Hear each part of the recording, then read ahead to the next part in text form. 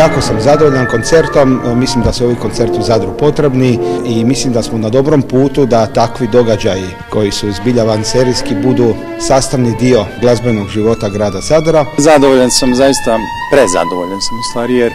prvo divan je ambijent, crkva je zaista divna, lepu akustiku ima, bilo je puno i to je za nas uvek onako i odgovornost, ali i poticaj, i inspiracija, tako da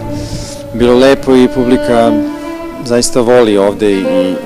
ceni i zna muziku, tako da je i to za nas jedna dobra kombinacija. Na dobrom smo putu, orkestar napreduje, stasa ne samo po kvaliteti, nego i prema svojoj veličini i mislim da ovaj repertoar obogaćuje u velike glazbeni život grada i da ćemo i u budućnosti imati dobru potporu gradskih otaca i drugih sponzora koji bi trebali financirati glazbeni život, ne samo koncerte Zadarskog komore, nego i druge koncerte. Orkestar je fantastičan, naravno, maestro Repušić odličan, tako da zaista sve zajedno je bilo fenomenalna organizacija koja je na nivou, tako da sam veoma zadovoljan. Ovo mi je bio zadnji koncert na ovoj turneji, sad do 4, tako da se vraćam onako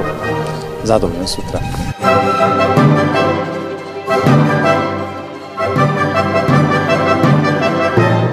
Posebno me raduje suradnja sa vrhunskim solistima, jer Zadarski komorni raste i kroz vrhunske soliste, kao i na ovoj večeri sa Stefanom Milenkovićem. Mi smo se prvi put upoznali možda pre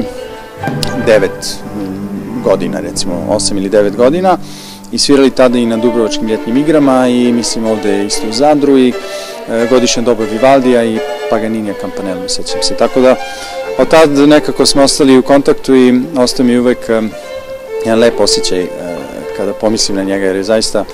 odličan dirigent i jedna divna osoba i zaslužuje sav uspeh koji ima sad.